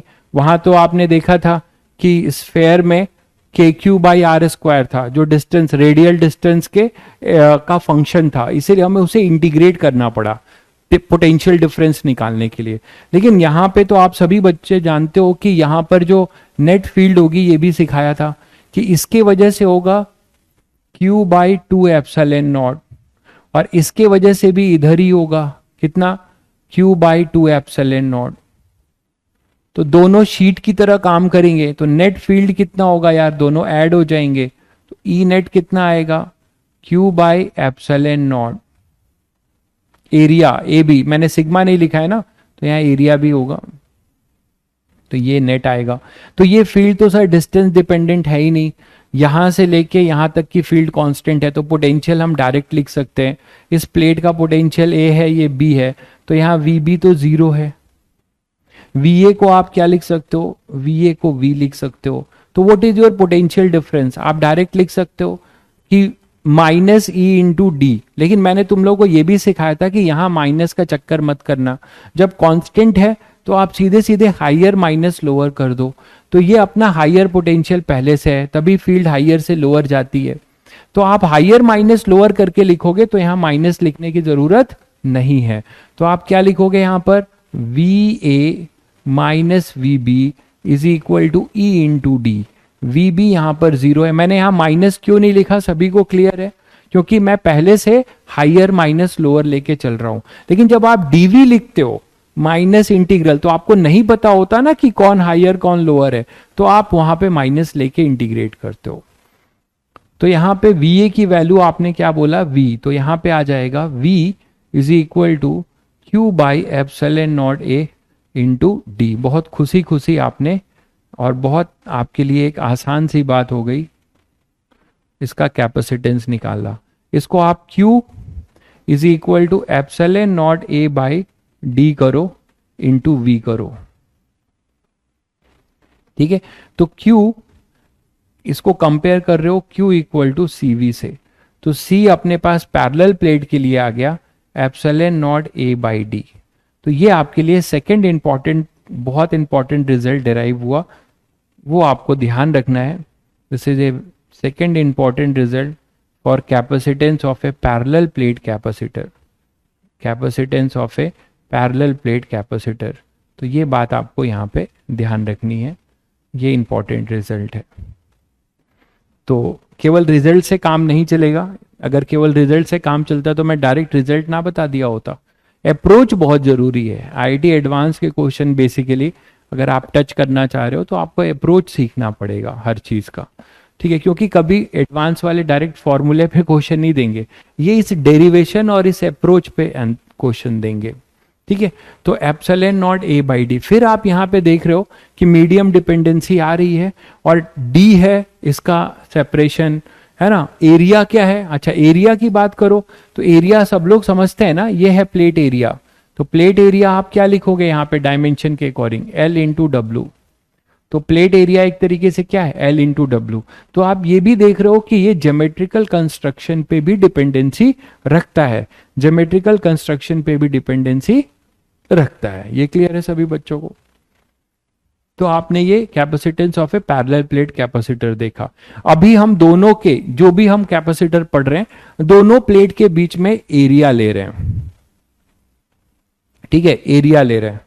अरे यार जल्दी खत्म कर दीजिए मुझसे क्यों कह रहे हो, सर से बोलो कि जल्दी छोड़ दीजिए। तुम लोग सही बात गलत जगह बोल रहे हो, है ना। वहां पे तुम्हें जल्दी छोड़ने के लिए बोलना चाहिए ना, नहीं तो मेरी क्लास का टाइम जाएगा, मेरा कोर्स कंप्लीट नहीं होगा, तो आप ही लोग बोलोगे कि कोर्स नहीं हुआ।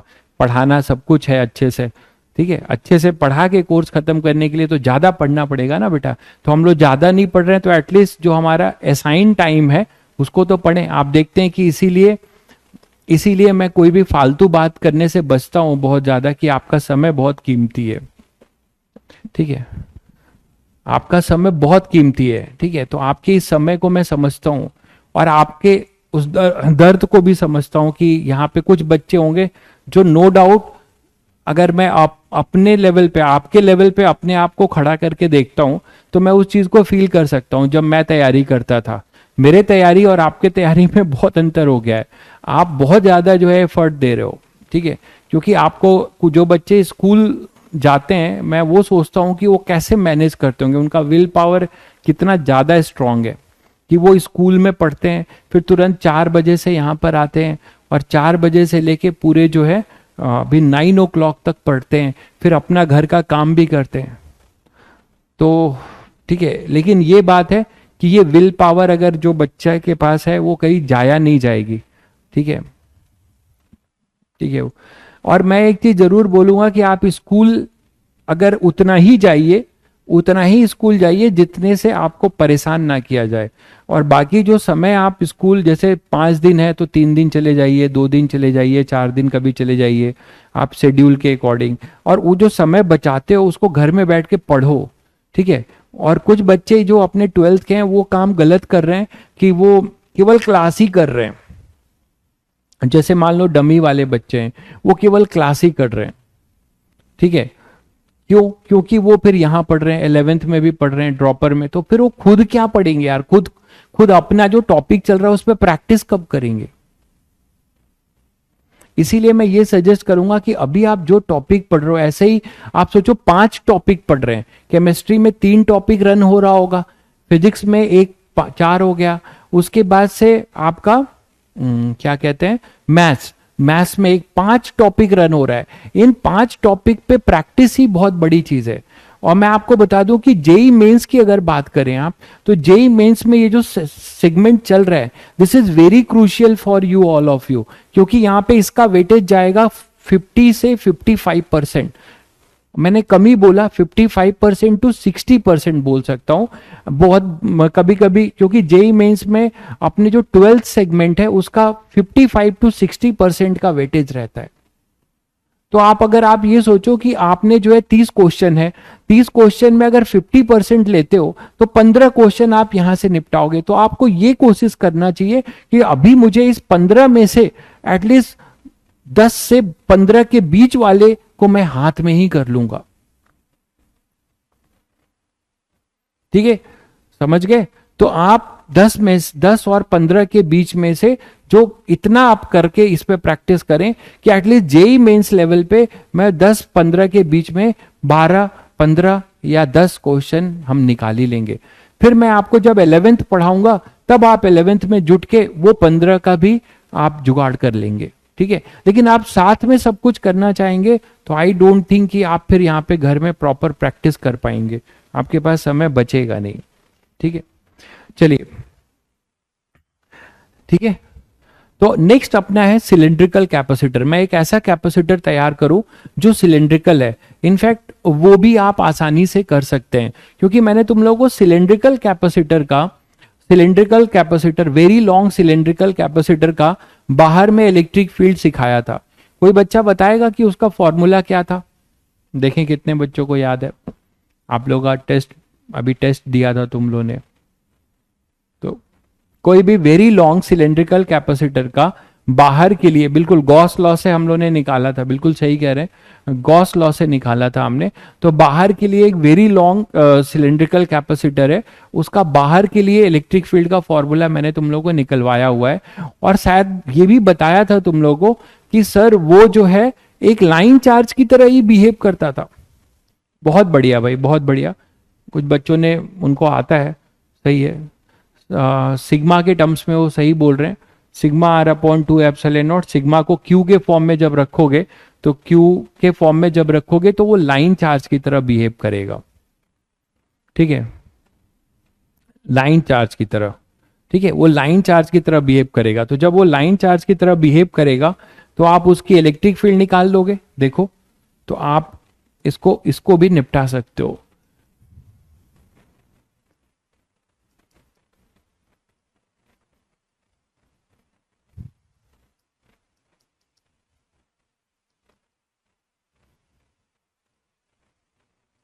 सिलेंड्रिकल कैपेसिटर, तो capacitance of A cylindrical capacitor, ये भी आप निपटा सकते हो। कैसा होगा अपना सिलेंड्रिकल कैपेसिटर? कुछ ऐसा होगा, देखो।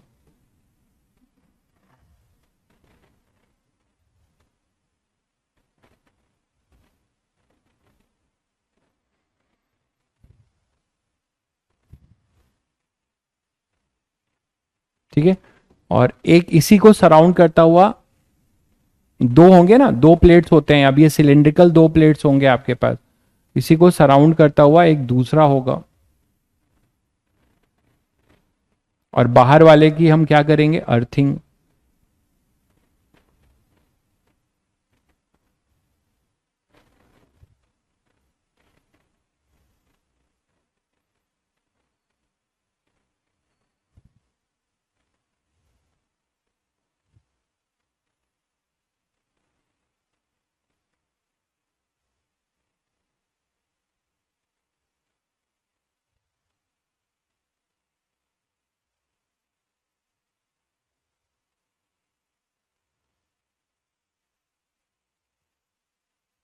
ये होगा, देखो ऐसा होगा। और इसकी हम क्या कर देंगे, अर्थिंग। तो हमारे पास जो चार्जेस होंगे वो कहाँ पे रिसाइड करेंगे, उसी लॉजिक से फेस टू फेस पे, मतलब यहां पर चार्ज होगा।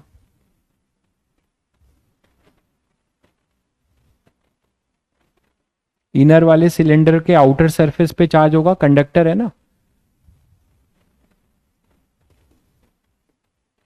और इसी के वजह से एक आउटर वाले पे इंड्यूस हो जाएगा नेगेटिव। याद आ रहा है सभी को। और इलेक्ट्रिक फील्ड लाइंस हमारी इधर कन्फाइंड होंगी रेडियली। इलेक्ट्रिक फील्ड लाइंस हमारी इधर कन्फाइंड होंगी रेडियली। ये शायद सब लोग समझते हो। तो ये बन गया तुम्हारा सिलेंड्रिकल कैपेसिटर, ठीक है। और ये इसका एक्सिस है, ये इसका एक्सिस है, एक्सिस है, ये इसकी एक्सिस है। तो आपको सभी बच्चों को इसका फॉर्मूला आता है। आर डिस्टेंस पे फॉर्मूला लिखना सभी को आता है। It will behave as a point charge, sorry line charge, infinite है, ठीक है, वेरी लॉन्ग है, ये सभी को पता है, तभी तो यूनिफॉर्म है इलेक्ट्रिक फील्ड लाइंस, ठीक है। तो यहां पे भी आपको इंटीग्रेट करना पड़ेगा, क्यों, क्योंकि हर, आपको पता है कि लाइन चार्ज जैसा ही है, तो यहां जो इलेक्ट्रिक फील्ड होगा ये डिराइव कराया गया है, क्या था, वहां लैम्डा था, यहां पे क्या हो जाएगा, Q upon 2 pi epsilon naught R. याद आ रहा है सभी को, मैंने इसको सिग्मा के फॉर्म में भी कराया था, क्या था, sigma R square upon 2 epsilon naught R, यही था क्या, sigma R square upon epsilon naught R था, 2 नहीं था, sigma R square upon epsilon naught R था आई थिंक। और सिग्मा आप क्या लिख सकते हो इस चार्ज पे, सिग्मा कितना है, क्यू अपॉन 2 पाई RL, ठीक है, 2 पाई, इसका रेडियस अगर आप इसको इनर रेडियस, इसके रेडियस को R1 मानते हो और इसके रेडियस को R2 मानते हो, ठीक है, तो ये हो जाएगा अपने पास 2 पाई RL, ठीक है। तो आप यहां से सिग्मा ई को अगर क्यू के फॉर्म में करना चाहोगे तो क्यू अपॉन 2 पाई RL, ये सब कराया गया है, इंटू आर स्क्वायर। तो ये कैंसिल हो रहा है। सिग्मा आर था कि आर स्क्वायर था, सिग्मा आर था, ठीक है, तो सिग्मा आर था ना, तो सिग्मा आर था, तो ये आर कर लीजिए, तो वो आर कैंसिल हो जा रहा है, ठीक है। तो यहां पर आ जाएगा ये आर और आर कैंसिल हो जाएगा और आपको वही मिल जाएगा, क्या, electric field due to infinite line charge, ठीक है। तो वही क्यू बाई, शायद समझ गए होंगे सब लोग, तो क्यू के फॉर्म में ये आएगा, तो ये वहां से आप डिराइव कर सकते हैं। अब आप यहाँ पे इसका पोटेंशियल, इसको ए मान रहे हैं, इसको बी, तो V A minus V B direct लिख दें ई इंटू आर, क्योंकि ई भी इधर ही है, ये इलेक्ट्रिक फील्ड इधर होगा, और आर पे डी आर भी इधर ही होगा, तो ई इंटू माइनस ई इंटू डी आर, तो क्यू बाई 2 एप्सिलॉन नॉट, और ये हो जाएगा डी आर अपॉन आर। इसको आप इंटीग्रेट कर दोगे, वी बी 0 है और वी ए को आप क्या मानते हो, वी मानते हो, है ना। तो आप डी वी लिख लो, बेटर है कि यहां पे डी लिखो, तब आप इंटीग्रेट करोगे ना, पहले डी वी लिखो, आर पे डी आर, डी आर के लिए डी वी है, देखो आर से हम थोड़ा सा डी आर गए तो पोटेंशियल में कितने का चेंज हुआ, डीवी, तो वो फंक्शन बनाया आपने। जब आर अपना R1 था तो पोटेंशियल था V, जब आर अपना R2 था तो पोटेंशियल था 0, तो 0 minus V equal to minus Q by 2 pi epsilon naught, और ये हो जाएगा ln R2 अपॉन R1, ठीक है। ये माइनस और ये माइनस कैंसिल हो गया, तो आपको मिला V equal to Q upon 2 pi epsilon naught ln R2 upon R1। तो इसको Q इक्वल टू CV से कंपेयर करोगे तो Q कितना आ जाएगा, 2 pi epsilon naught ln R2 upon R1 into V। Now compare this result with Q equal to CV, तो यही कैपेसिटेंस है। तो आपको कैपेसिटेंस ऑफ सिलेंड्रिकल कैपेसिटर क्या मिला, 2 pi epsilon naught ln R2 upon R1। तो इस तरीके से आपने कैपेसिटेंस ऑफ सिलेंड्रिकल कैपेसिटर भी निकाल दिया, ठीक है। तो दिस इज इंपॉर्टेंट रिजल्ट। तो 3 कैपेसिटेंस आपने पढ़ा और उसको देखा, वो था अपना 2 pi epsilon naught ln R2 upon R1। Clear है बच्चों? तो यहां तक हमने पढ़ा कि आज हमने कैपेसिटेंस सीखा, क्या होता है कैपेसिटेंस, और what is the general approach to find the capacitance of any body which has storage capacity of charge. ठीक है, तो इसको रिवाइज कर लीजिएगा, कल इसके आगे कंटिन्यू किया जाएगा। ठीक है, चलिए फिर मिलते हैं। आप लोग इलेक्ट्रो के क्वेश्चन देखिए, मैं आपको फिर सलाह दे रहा हूं, आप डीपीपी कर लीजिए और थ्योरी के जितने क्वेश्चंस कराए गए हैं उसको जरूर करिए। पहले थ्योरी के जितने भी वेरिएशन कराए गए हैं उसको जरूर करिए, और डीपीपी करने के बाद अगर समय बचता है तो सीट पे जुटिए। ठीक है, नहीं तो पीवाईक्यूज कर लीजिए। ठीक है, सीट के एटलीस्ट, सीट के लिए एटलीस्ट आप ऑब्जेक्टिव क्वेश्चन जरूर करिए। ठीक है, एटलीस्ट ऑब्जेक्टिव क्वेश्चन जरूर करिए। ठीक है, चलिए फिर मिलते हैं।